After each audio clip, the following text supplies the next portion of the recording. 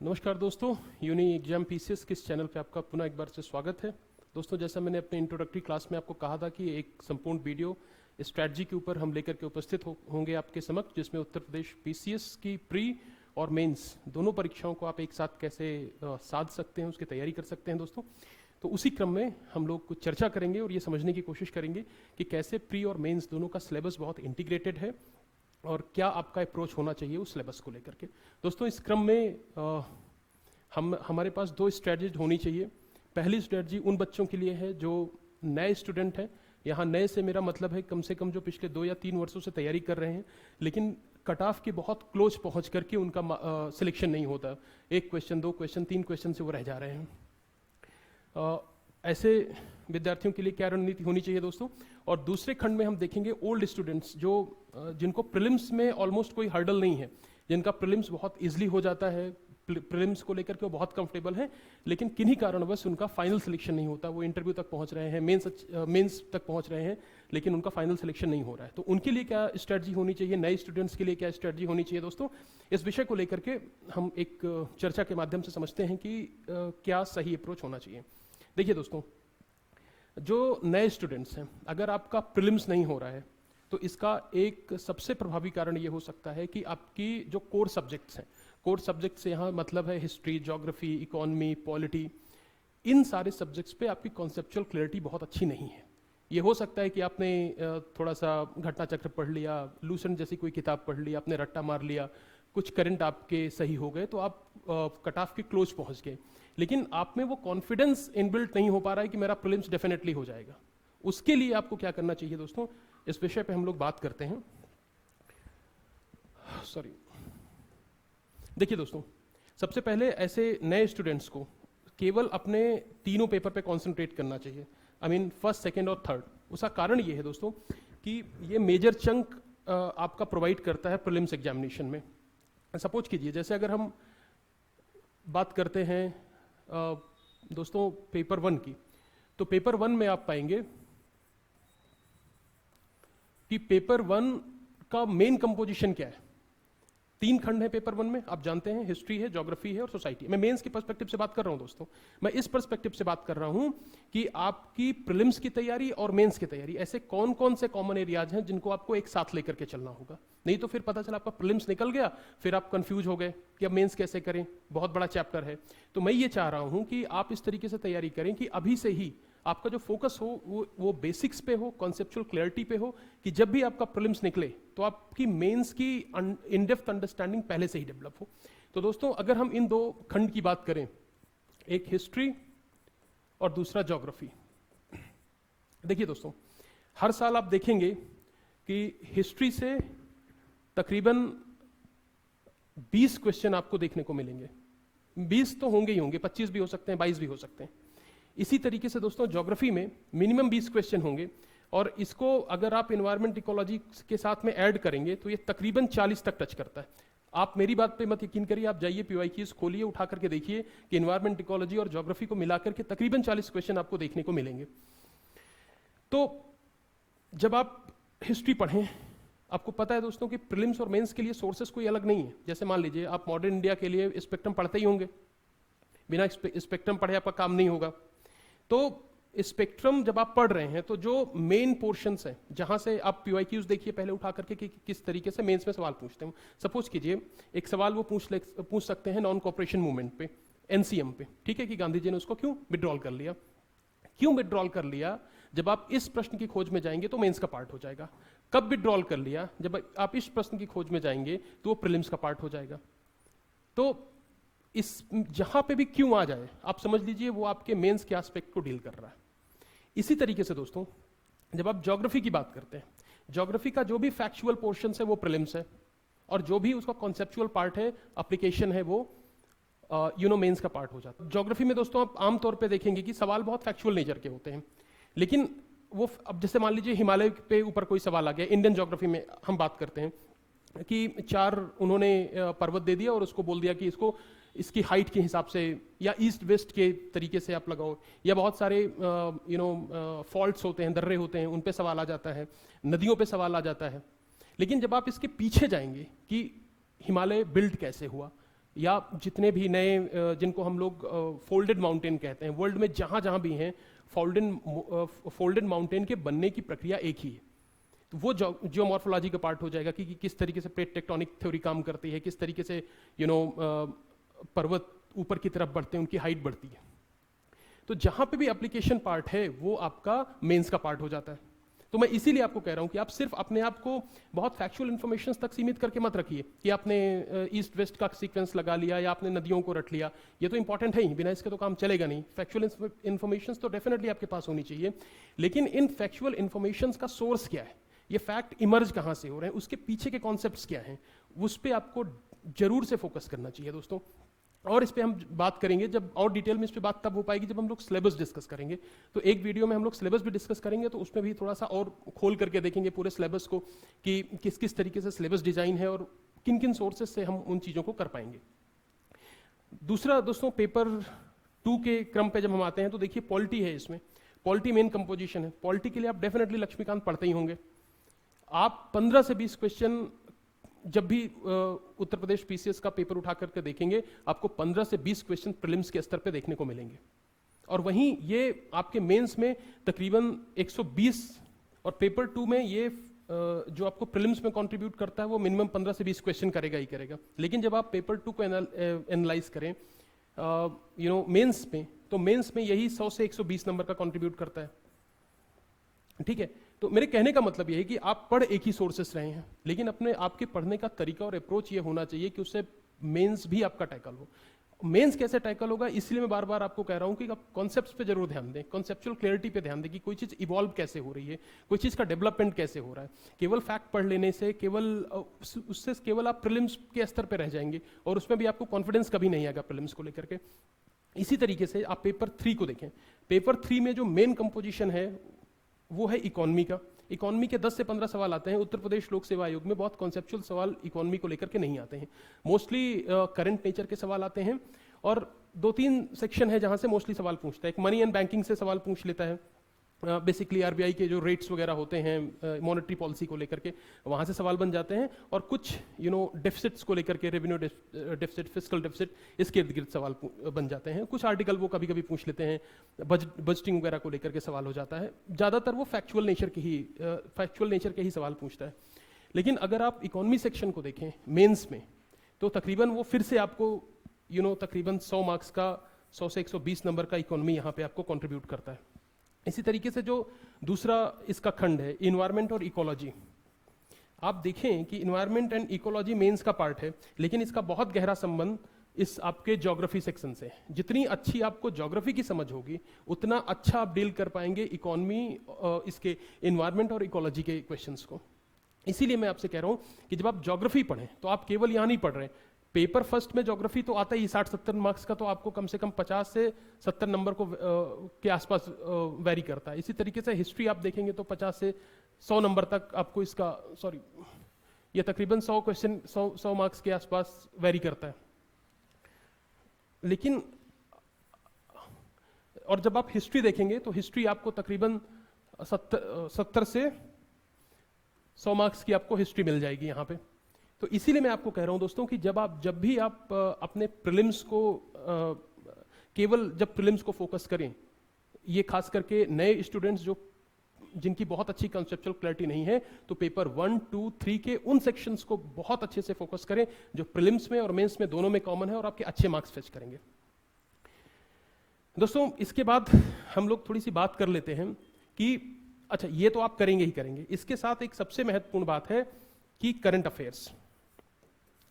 Current affairs दोस्तों उत्तर प्रदेश की परीक्षा में आप इन होंगे या आउट होंगे, इसमें बहुत बहुत डिसाइसिव इसका रोल रहता है। एक तो बहुत फैक्चुअल ओरिएंटेड सवाल होते हैं, कहाँ कौन सी सबमिट हुई, ये तक पूछ लेता है कि अगर कोई सबमिट हो रही तो उसका क्रम बता दीजिए, 9वां 10वां 11वां 12वां। कहीं कोई राष्ट्रीय अध्यक्ष नए चुन लिए गए, उनका क्रम पूछ लेता है। तो उसकी बहुत माइन्यूट डिटेलिंग आपके पास होनी चाहिए, तभी आप उसको बहुत कॉन्फिडेंटली हैंडल कर पाएंगे। अब आप सोचिए दोस्तों कि 30 से 35 सवाल आपको करंट अफेयर से देखने को मिल जाएंगे। इसमें यूपी स्पेशल भी करंट आपको जरूर पढ़ना चाहिए। यूपी स्पेशल में आप देखेंगे कि वहां से भी तकरीबन 10 क्वेश्चन के आसपास लोक सेवा आयोग उत्तर प्रदेश पूछता है। इसके लिए आप अपनी स्ट्रेटजी देख लीजिए, आपको न्यूज़पेपर से करना है, आपको किसी मंथली मैगजीन से करना है, आपको किसी वेबसाइट से करना है, बहुत सारे सोर्सेस अवेलेबल हैं। आप जिन सोर्सेस से कंफर्टेबल हो आप उन सोर्सेस से उसको करें, लेकिन आप रेगुलर बेसिस पे करें। होता ये है दोस्तों कि जब हम लास्ट टाइम ये सोचते हैं कि वो एक जो कंपाइलेशन आती हैं विभिन्न प्रकाशकों की, उसके पीछे जाते हैं, तो हालांकि कई स्टूडेंट्स ऐसा भी करते हैं और कर ले जाते हैं, लेकिन वो उन स्टूडेंट्स के लिए है जिनका कोर सब्जेक्ट्स पे पकड़ बहुत अच्छी है। अगर आपकी कोर सब्जेक्ट पे ही पकड़ नहीं है और अंतिम के 15 दिन आप केवल करंट के पीछे लग गए, तो आपके कोर का भी रिवीजन ठीक से नहीं होता और फिर पता चलता है कि आप 2, 3, 4, 5 क्वेश्चन के गैप से आपका प्रीलिम्स रह जा रहा है।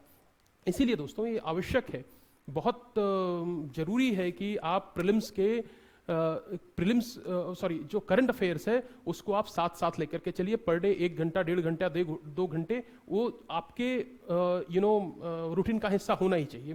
दोस्तों इतना ही नहीं, न्यूज़पेपर की अगर हम बात करें मेंस के स्तर पे, आप भले नए स्टूडेंट हैं, आप पहली बार तैयारी कर रहे हैं, लेकिन मेंस में जो न्यूज़पेपर है उसकी क्या उपयोगिता है, अभी हम लोग उसको भी देख लेंगे। हम नेक्स्ट स्लाइड में उसके बारे में बात करेंगे। दोस्तों अब हम बात करेंगे थोड़ा सा ओल्ड स्टूडेंट्स के बारे में, कि ऐसे स्टूडेंट्स जिनका प्रीलिम्स निकलने में उनको हार्डली कोई दिक्कत हो रही है, प्रीलिम्स बहुत कंफर्टेबली निकाल ले रहे हैं, 10-10 क्वेश्चन के मार्जिन से निकाल ले रहे हैं, लेकिन उनका मेंस नहीं हो पा रहा है, या मेंस हो पा रहा है तो मेंस में इतने अच्छे मार्क्स नहीं हो पा रहे हैं कि वो कन्वर्ट हो उनका फाइनल सिलेक्शन में।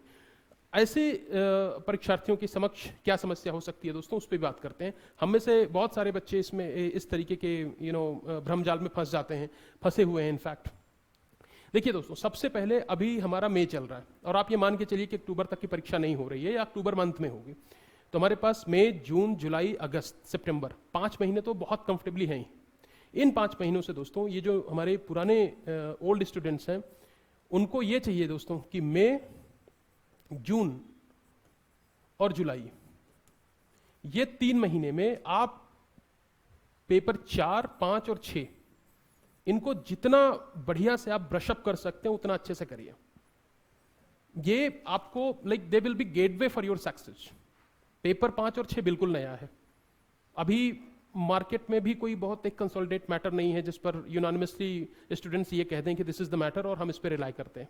ना ही कोई ऐसा कहीं प्रोग्राम है। हम हालांकि इस प्लेटफॉर्म से डेफिनेटली एक प्लेटफॉर्म हमने आपसे कहा भी और हम शुरू करेंगे 5 और 6 को लेकर के, बहुत अच्छा प्रोग्राम शुरू करेंगे दोस्तों। लेकिन अभी आपको चाहिए कि जो भी आपने सोर्सेस पहले पढ़ रखे हो 23 वाले मेंस के टाइम पे, उसको रिवाइज कर लीजिए और टेस्ट सीरीज वगैरह के माध्यम से आप इसको जरूर करिए। 4, 5, 6 they are the gateway, I am telling you again and again. और सबसे अच्छी बात ये हुई है हम लोगों के ऊपर की, हम लोगों के साथ की, जो ऑप्शनल हट गया है। ऑप्शनल हट गया, स्केलिंग वाली जो प्रॉब्लम थी उससे हम लोग को निजात मिली। और ऑप्शनल हटते ही दोस्तों आप इस बार का 2023 का रिजल्ट देखिए यूपी का, हिंदी मीडियम के स्टूडेंट्स और साथ ही साथ ह्यूमैनिटी के जो स्टूडेंट्स थे उन लोगों का जरा सिलेक्शन रेशियो उठा करके आप लोग देखिए एक बार, वो ऑल ऑफ सडन अचानक से इंक्रीज कर गया। तो मैं इसीलिए कह रहा हूं दोस्तों कि ये एक गोल्डन अपॉर्चुनिटी है। पेपर 5, 6, 4 इसमें सफिशिएंट मैटर्स भी अवेलेबल हैं। 4 में तो बहुत सारे मैटर्स हैं, आप कोई भी जो चीज़ आपको जो आप पढ़ रहे हैं उसको पढ़िए, या आप कमेंट सेक्शन में कहेंगे तो पेपर 4 के क्या मैटर हो सकते हैं, क्या स्ट्रेटजी हो सकती है, उसको अलग से भी हम लोग कर लेंगे। दूसरी चीज़ दोस्तों, पेपर 4, 5, 6 तो आप करिए ही करिए, लेकिन ये वो भी टाइम है जब आप पेपर 1, 2, 3 के उन पहलुओं को, उन उपखंडों को आपको करना चाहिए जो आमतौर पे छूटे रहते हैं। और होता ये है दोस्तों कि जैसे पेपर 1 का जो सोसाइटी का पार्ट है, आप देखिए कि सोसाइटी का जो पार्ट है वो बहुत बहुत क्रूशियल है और यूजुअली हम उसको स्किप करते रहते हैं और अंत तक वो फिर पाइलअप हो जाता है उसका। फिर जब मेंस में 2-3 महीने बचते हैं तो ये नहीं समझ में आता है कि कोर सब्जेक्ट्स पढ़ें, ये वाले सब्जेक्ट्स पढ़ें, फिर एक टाइम के बाद ये लगने लगता है कि था सोसाइटी का पार्ट है, ये तो हो ही जाएगा, हमको बहुत पता है समाज के बारे में तो लिख ही लेंगे हम लोग। बट लिख तो लेंगे ही दोस्तों, लेकिन लिखना वो है जो प्रश्न पूछा जा रहा है फैक्ट के साथ, कॉन्क्रीटनेस के साथ में, वो बहुत एक गप करना अलग बात है पेपर में और एक सॉलिड आंसर लिखना एक अलग बात होती है। तो अभी आपके पास दोस्तों समय है, इसको आप जरूर से इस पर ध्यान दीजिए। पेपर 2 में जो सोशल जस्टिस का पार्ट है उसको आप एक बार देख लीजिए। गवर्नमेंट ऑफ इंडिया की जो सोशल जस्टिस पे स्कीम्स है, कई बार आप मेंस के 18 से 23 के पीवाईक्यूज को देखिए, कई बार सीधे सवाल पूछ लिया गया है जो गवर्नमेंट ऑफ इंडिया की सोशल जस्टिस को लेकर के स्कीम्स है, उन्हीं पे डायरेक्ट प्रश्न है। ठीक है, इसी तरीके से पेपर 3 में दोस्तों, पेपर 3 तो मैं समझता हूं कि पूरा का पूरा न्यूज़पेपर ही है। आप एक बार मेरी बात पे यकीन मत करिए, आप सीधे जाकर पीवाईक्यूज देखिए, आप पाएंगे कि पेपर 3 और पेपर 2 भी करंट ओरिएंटेड इतना है ये पेपर, जैसे मान लीजिए अभी मैं आपको एक प्रश्न दिखाता हूं। एक प्रश्न आया था, शायद 23 वाले में ही आया है या 22 वाले में आया था, कि प्रश्न ये था दोस्तों कि टेक्नोलॉजिकल मिशन इन एग्रीकल्चर, और ये 2021 में, आई थिंक 2021 का पेपर था ये, हाँ 2021 में ये सवाल आया था। और प्रश्न क्यों आया? पेपर 3rd में आया है, पहला ही क्वेश्चन है, आप उठा के चेक करिए 2021 का पेपर। क्यों आया? क्योंकि 2021 में ही गवर्नमेंट ऑफ इंडिया ने technology mission in agriculture launch किया था 2021 से 2025 के लिए। तो आपको कोई बहुत सोर्सेस को लेके परेशान नहीं होना है कि ये पढ़ें, आप बहुत बेसिक चीज़ों पे स्ट्रिक्ट रहिए। न्यूज़पेपर या कोई एक स्तरीय मैगजीन जिसको आप समझते हैं, जिसको आप फॉलो करते हो, उसको आप डेफिनेटली फॉलो करिए दोस्तों, आपकी तैयारी बहुत अच्छे से हो जाएगी।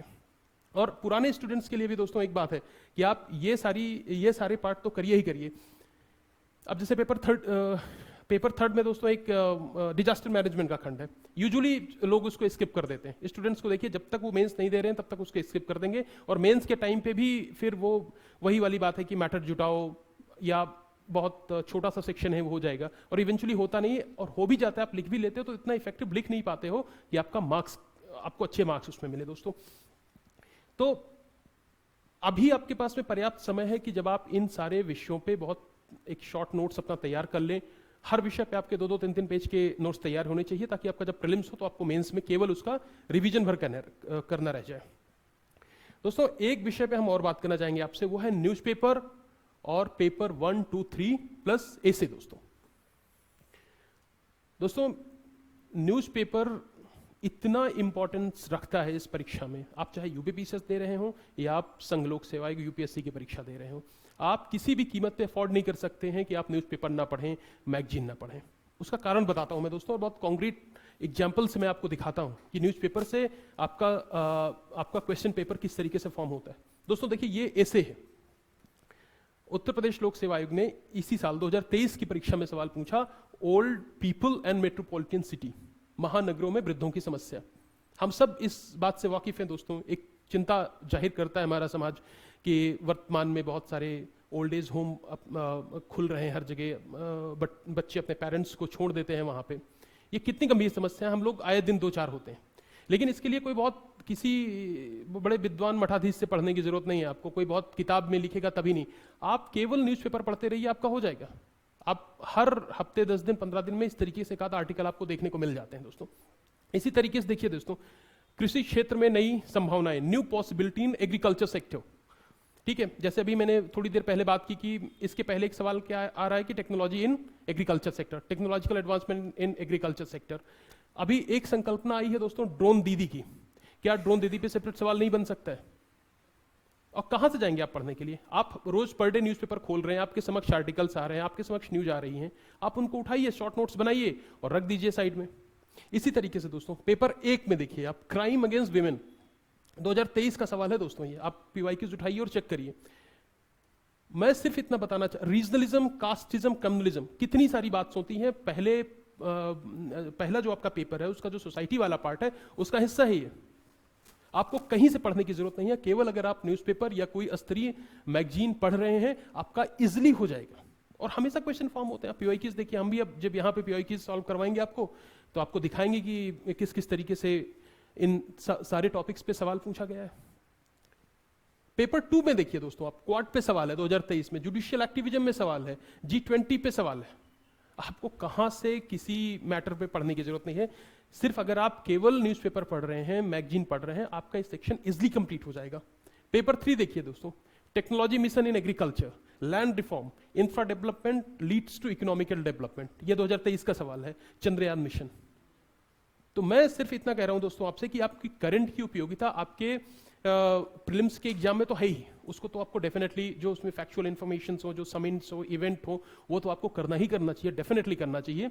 लेकिन उसके साथ साथ जो आर्टिकल हैं और जो अच्छे कवरेज वाले विषय हैं, उनको भी लेकर के आपके पास में एक कॉन्क्रीट मैटर होना चाहिए। आप उसको तैयार करते रहिए, कॉपी बना लीजिए, उससे आपकी तैयारी को बहुत एक इनडेप्थ उसकी एक बहुत अच्छी आपकी तैयारी पे पकड़ होती चली जाएगी दोस्तों।